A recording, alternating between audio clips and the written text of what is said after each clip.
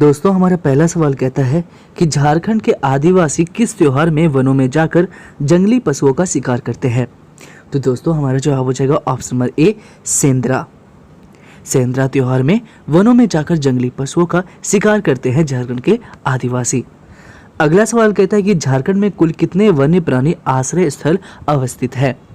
तो हमारा जवाब हो जाएगा ऑप्शन नंबर ए 11। झारखंड में कुल 11 वन्य प्राणी आश्रय स्थल अवस्थित हैं। अगला सवाल कहता है कि झारखंड में कितने राष्ट्रीय उद्यान अवस्थित हैं। तो दोस्तों हमारा जवाब हो जाएगा ऑप्शन नंबर डी 1। झारखंड में केवल एक राष्ट्रीय उद्यान अवस्थित है। चलते हैं अगले सवाल की ओर। कहता है कि निम्नलिखित में से कौन सा कथन सत्य है। पहला कथन कहता है कि वन मिट्टी के कटाव को रोकते हैं। दूसरा कहता है कि वनों से अनेक प्रकार की उपयोगी सामग्रियां प्राप्त होती है। और तीसरा कहता है कि वन वायु को स्वच्छ करते हैं। तो दोस्तों हमारे चारों ही कथन सत्य हो जाएंगे। तो हमारा जवाब हो जाएगा ऑप्शन नंबर डी। अगला सवाल कहता है कि झारखंड के किस पार्क को राष्ट्रीय दर्जा प्राप्त है। तो दोस्तों हमारा जवाब हो जाएगा option number A Betla national park को। बेतला नेशनल पार्क को ही राष्ट्रीय दर्जा प्राप्त है। अगला सवाल कहता है कि वृक्षों की रक्षा हेतु किसने चिपको आंदोलन चलाया था। तो दोस्तों हमारा जवाब हो जाएगा ऑप्शन नंबर ए सुंदर लाल बहुगुणा ने। वृक्षों की रक्षा हेतु सुंदर लाल बहुगुणा ने ही चिपको आंदोलन चलाया था। अगला सवाल कहता है कि झारखंड का एकमात्र राष्ट्रीय उद्यान नेशनल पार्क है। तो दोस्तों हमारा जवाब हो जाएगा ऑप्शन नंबर सी बेतला राष्ट्रीय उद्यान। चलते हैं अगले सवाल की ओर। अगला सवाल कहता है कि बेतला नेशनल पार्क की स्थापना कब हुई थी। तो हमारा जवाब हो जाएगा ऑप्शन नंबर सी 1986 ईस्वी में ही बेतला नेशनल पार्क की स्थापना हुई थी। चलते हैं अगले सवाल की ओर। कहता है कि बेतला नेशनल पार्क किस जिले में स्थित है। तो दोस्तों हमारा जवाब हो जाएगा ऑप्शन नंबर ए लातेहार जिले में ही है बेतला नेशनल पार्क। चलते हैं अगले सवाल की ओर। अगला सवाल कहता है कि बेतला नेशनल पार्क किस पशु के संरक्षण के लिए प्रसिद्ध है। तो दोस्तों हमारा जवाब हो जाएगा ऑप्शन नंबर ए बाघ के लिए। बेतला नेशनल पार्क बाघ पशु के संरक्षण के लिए प्रसिद्ध है। अगला सवाल कहता है कि विश्व में सर्वप्रथम बाघों की गणना कब एवं कहां पर कराई गई थी। तो दोस्तों हमारा जवाब हो जाएगा ऑप्शन नंबर डी 1932 ईस्वी में कराई गई थी। और कहां पे, बेतला में कराई गई थी। अगला सवाल कहता है कि विश्व बैंक द्वारा संपोषित India eco development project Jharkhand के किस क्षेत्र में कार्यान्वित की जा रही है। तो दोस्तों हमारा जवाब हो जाएगा ऑप्शन नंबर ए पलामू व्याघ्र परियोजना क्षेत्र। अगला सवाल कहता है कि आप निम्नलिखित कथनों पर विचार करें। पहला कथन कहता है कि वन जीव जंतुओं को आवास प्रदान करते हैं। दूसरा कहता है कि वन वर्षा को प्रभावित करते हैं। तीसरा कहता है कि वनों से लघु एवं कुटीर उद्योगों को अनेक उत्पाद प्राप्त होते हैं। और चौथा कहता है कि वन भूमि प्रदूषण को बढ़ावा देते हैं। तो दोस्तों हमारा जवाब हो जाएगा ऑप्शन नंबर सी कथन 1, 2 और 3 ही सही है, अर्थात तीनों ही सही है। अगला सवाल कहता है कि भारत सरकार द्वारा कहां बाघ परियोजना टाइगर प्रोजेक्ट चलाई जा रही है। तो हमारा जवाब हो जाएगा option number B Betla national park में। अगला सवाल कहता है कि झारखंड का सबसे बड़ा उद्यान कौन सा है। तो दोस्तों हमारा जवाब हो जाएगा ऑप्शन नंबर डी पलामू अभयारण्य। झारखंड का सबसे बड़ा उद्यान है पलामू अभयारण्य। चलते हैं अगले सवाल की ओर। कहता है कि पलामू के प्रोजेक्ट टाइगर की स्थापना किस वर्ष की गई थी। पलामू में प्रोजेक्ट टाइगर की स्थापना किस वर्ष की गई थी। तो दोस्तों हमारा जवाब हो जाएगा ऑप्शन नंबर ए 1972 ईस्वी में, 1972 ईस्वी में। अगला सवाल कहता है कि हजारीबाग अभयारण्य की स्थापना कब हुई थी। तो दोस्तों हमारा जवाब हो जाएगा ऑप्शन नंबर बी 1976 ईस्वी में ही हजारीबाग अभयारण्य की स्थापना हुई थी। चलते हैं अगले सवाल की ओर। कहता है कि हजारीबाग अभयारण्य किस जिले में स्थित है। तो दोस्तों हमारा जवाब हो जाएगा ऑप्शन नंबर डी हजारीबाग जिले में। चलते हैं अगले सवाल की ओर। कहता है कि महुआ डांट अभयारण्य किस पशु के लिए प्रसिद्ध है। तो दोस्तों हमारा जवाब हो जाएगा ऑप्शन नंबर डी भेड़िया। भेड़िया के लिए ही प्रसिद्ध है महुआ डांट अभयारण्य। चलते हैं अगले सवाल की ओर।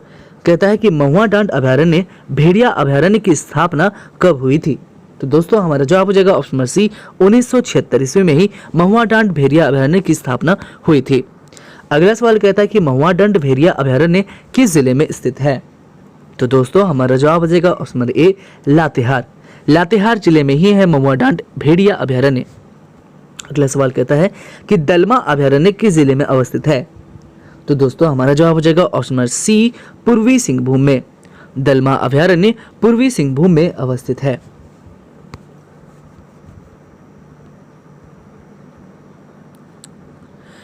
अगला सवाल कहता है कि दलमा अभयारण्य की स्थापना कब हुई थी?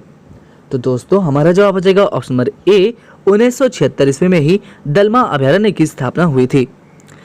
नेक्स्ट सवाल कहता है कि दलमा अभयारण्य में किस पशु की बहुलता है? तो दोस्तों हमारा जवाब हो जाएगा ऑप्शन नंबर सी, हाथी की। दलमा अभयारण्य में हाथी पशु की ज्यादा बहुलता है। चलते हैं अगले सवाल की ओर दोस्तों। कहता है कि निम्नलिखित कथनों पर आप विचार करें और बताएं कि कौन सा कथन सही है। पहला कथन कहता है कि झारखंड में वनों का प्रतिशत लगभग 40% है। दूसरा कहता है कि झारखंड में वनों का प्रतिशत लगभग 29 है और इसे बढ़ाया जाना चाहिए। तीसरा कहता है कि झारखंड में वनों का प्रतिशत 50 है और इसे घटाया जाना चाहिए। और चौथा कहता है कि झारखंड में वनों का प्रतिशत 45 है और इसे कम किया जाना चाहिए। तो दोस्तों हमारा जवाब हो जाएगा ऑप्शन नंबर बी, केवल कथन 2 ही सही है। चलते हैं दोस्तों अगले सवाल की ओर। कहता है कि झारखंड में किस अभयारण्य में हाथी परियोजना की शुरुआत की गई है? तो दोस्तों यहाँ पर हमारा जवाब हो जाएगा ऑप्शन नंबर ए, दलमा अभयारण्य। अगला सवाल कहता है कि पलामू अभयारण्य किस जिले में स्थित है? पलामू अभयारण्य किस जिले में स्थित है? तो दोस्तों हमारा जवाब हो जाएगा option number C, Latehar. Palamu अभयारण्य लातेहार जिले में ही अवस्थित है। अगला सवाल कहता है कि इनमें से कौन सा झारखंड में है? तो दोस्तों हमारा जवाब हो जाएगा ऑप्शन नंबर सी, बेतला राष्ट्रीय उद्यान। अगला सवाल कहता है कि तोप चांची अभयारण्य किस जिले में अवस्थित है? तो दोस्तों हमारा जवाब हो जाएगा ऑप्शन नंबर डी, धनबाद में। तोप चांची अभयारण्य धनबाद जिले में ही अवस्थित है। चलते हैं दोस्तों अगले सवाल की ओर। अगला सवाल कहता है कि तोप चांची अभयारण्य की स्थापना कब हुई थी? तो दोस्तों हमारा जवाब हो जाएगा ऑप्शन नंबर ए, 1978 ईस्वी में ही तोप चांची अभयारण्य की स्थापना हुई थी। अगला सवाल कहता है कि निम्नलिखित में से किस अभयारण्य के मध्य एक खूबसूरत झील हरी पहाड़ी स्थित है? तो दोस्तों हमारा जवाब हो जाएगा ऑप्शन नंबर सी, तोप चांची अभयारण्य। निम्नलिखित में से तोप चांची अभयारण्य के मध्य एक खूबसूरत झील हरी पहाड़ी स्थित है। चलते हैं अगले सवाल की ओर। कहता है कि लावालोंग अभयारण्य किस जिले में स्थित है? लावालोंग अभयारण्य किस जिले में स्थित है? तो दोस्तों हमारा जवाब हो जाएगा ऑप्शन नंबर बी, चतरा जिले में ही है लावालोंग अभयारण्य। चलते हैं अगले सवाल की ओर। कहता है कि लावालोंग अभयारण्य की स्थापना कब हुई थी? तो हमारा जवाब हो जाएगा ऑप्शन नंबर बी, 1978 ईस्वी में ही लावालोंग अभयारण्य की स्थापना हुई थी। चलते हैं अगले सवाल की ओर। कहता है कि कोडरमा अभयारण्य किस जिले में अवस्थित है? कोडरमा अभयारण्य किस जिले में स्थित है? तो दोस्तों हमारा जवाब हो जाएगा ऑप्शन नंबर ए, कोडरमा में। अगला सवाल कहता है कि कोडरमा अभयारण्य की स्थापना कब हुई थी? तो दोस्तों हमारा जवाब हो जाएगा ऑप्शन नंबर सी, 1985 ईस्वी में। कोडरमा अभयारण्य की स्थापना 1985 में हुई थी। चलते हैं अगले सवाल की ओर। कहता है कि पालकोट आश्रयनी किस जिले में स्थित है? तो दोस्तों हमारा जवाब हो जाएगा ऑप्शन नंबर बी, गुमला में। पालकोट आश्रयनी गुमला जिले में ही अवस्थित है। चलते हैं अगले सवाल की ओर। अगला सवाल कहता है कि पालकोट अभयारण्य की स्थापना कब हुई थी? तो दोस्तों हमारा जवाब हो जाएगा ऑप्शन नंबर सी, 1990 ईस्वी में ही पालकोट अभयारण्य की स्थापना हुई थी। अगला सवाल कहता है कि पारसनाथ अभयारण्य किस जिले में स्थित है? तो हमारा जवाब हो जाएगा ऑप्शन नंबर ए, गिरिडीह जिले में। अगला सवाल कहता है कि पारसनाथ अभयारण्य की स्थापना कब हुई थी? तो दोस्तों हमारा जवाब हो जाएगा ऑप्शन नंबर बी, 1981 ईस्वी में। कब हुई थी? 1981 में। अगला सवाल कहता है कि गौतम बुद्ध अभयारण्य किस जिले की सीमा पर अवस्थित है या स्थित है? तो दोस्तों हमारा जवाब हो जाएगा ऑप्शन नंबर बी, कोडरमा जिले की सीमा पर स्थित है। चलते हैं अगले सवाल की ओर। कहता है कि झारखंड का कौन सा जिला वनों से सर्वाधिक आच्छादित है? तो दोस्तों यहाँ पर हमारा जवाब हो जाएगा ऑप्शन नंबर ए, हजारीबाग। अगला सवाल कहता है कि गौतम बुद्ध अभयारण्य की स्थापना कब हुई थी? तो हमारा जवाब हो जाएगा ऑप्शन नंबर सी, 1976 ईस्वी में। गौतम बुद्ध अभयारण्य की स्थापना हुई थी 1976 ईस्वी में। अगला सवाल कहता है कि उधवा झील पक्षी बिहार किस जिले में स्थित है? दोस्तों हमारा जवाब हो जाएगा ऑप्शन नंबर बी, साहिबगंज में। अगला सवाल कहता है कि उधवा झील पक्षी बिहार की स्थापना कब हुई थी? तो दोस्तों हमारा जवाब हो जाएगा ऑप्शन नंबर ए 1991 ईस्वी में। चलते हैं अगले सवाल की ओर। कहता है कि राजमहल जीवाश्म फॉसिल अभयारण्य किस जिले में स्थित है? तो दोस्तों हमारा जवाब हो जाएगा ऑप्शन नंबर ए साहिबगंज में अवस्थित है। चलते हैं अगले सवाल की ओर। कहता है कि बिरसा भगवान जैविक उद्यान कहाँ अवस्थित है? तो दोस्तों हमारा जवाब हो जाएगा option number B Ormanjhi Ranchi में। ओरमांझी रांची में ही है बिरसा भगवान जैविक उद्यान। चलते हैं अगले सवाल की ओर। अगला सवाल कहता है कि बिरसा जैविक उद्यान की स्थापना किस वर्ष हुई थी?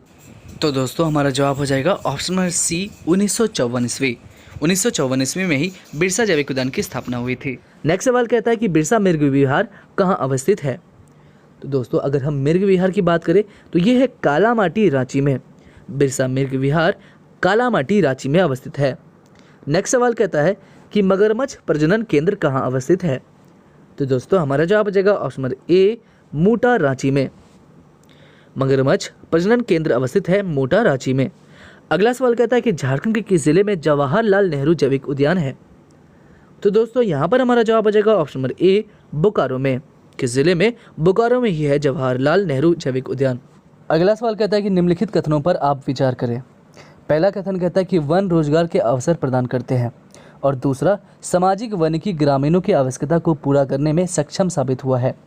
तीसरा कथन कहता है कि वन वैज्ञानिक अनुसंधान में सहायक है, और चौथा कथन कहता है कि वन पर्यावरण अनुकूलन को बनाए रखता है। तो दोस्तों यहाँ पर हमारा जवाब हो जाएगा ऑप्शन नंबर डी सभी कथन ही हमारा सही है। चलते हैं अगले सवाल की ओर। कहता है कि जुबली पार्क कहाँ अवस्थित है? तो दोस्तों यहाँ पर हमारा जवाब हो जाएगा option number C Jamshedpur. Jubilee park जो है ये जमशेदपुर में अवस्थित है। नेक्स्ट सवाल कहता है कि नक्षत्र वन एवं सिद्धू कान्हू पार्क कहाँ पर अवस्थित है? दोस्तों यहाँ पर जवाब हो जाएगा ऑप्शन नंबर ए रांची जिले में ही है नक्षत्र वन एवं सिद्धू कान्हू पार्क। अगला सवाल कहता है कि जवाहरलाल पार्क झारखंड के किस शहर में अवस्थित है? तो दोस्तों यहाँ पर हमारा जवाब हो जाएगा ऑप्शन नंबर बी बोकारो में। नेक्स्ट सवाल कहता है कि 1988 की संशोधित वन नीति का प्रमुख आधार है? तो दोस्तों यहाँ पर हमारा जवाब हो जाएगा ऑप्शन नंबर सी वनों की सुरक्षा भी और वन संरक्षण भी। तो हमारा जवाब हो जाएगा ऑप्शन नंबर सी ए और बी दोनों ही। नेक्स्ट सवाल कहता है कि जनजातियों में प्रचलित कौन एक परंपरागत खेती वन संरक्षण के अलभकारी माना गया है? तो दोस्तों यहाँ पर हमारा जवाब हो जाएगा ऑप्शन नंबर ए झूम की खेती। नेक्स्ट सवाल कहता है कि झारखंड पंचायत राज अधिनियम के तहत ग्राम सीमा के अंतर्गत वनों का प्रबंधन और वनारोपण का उत्तरदायित्व दिया गया है? तो दोस्तों हमारा यहाँ पर जवाब हो जाएगा ऑप्शन नंबर सी ग्राम सभा। अगला सवाल कहता है कि झारखंड सरकार के वन एवं पर्यावरण विभाग के संकल्प द्वारा वन के प्रबंधन व सुरक्षा हेतु वन समिति की संरचना की गई है? तो दोस्तों यहाँ पर हमारा जवाब हो जाएगा ऑप्शन नंबर ए 27 सितंबर 2001 को। इस सेट का हमारा आखिरी सवाल कहता है दोस्तों, कहता है कि राज्य में टेनर ग्राफ्ट एवं क्लोनर इत्यादि के लिए आधुनिक पौधाशाला की स्थापना की गई है, तो वो कहाँ की गई? तो दोस्तों हमारा जवाब हो जाएगा ऑप्शन नंबर डी उपरोक्त सभी में ही। ठीक है, कहाँ पर? खड़ंग खटका रांची में भी, गम्हरिया सरायकेला खरसावा में भी और महेशपुर देवघर में भी।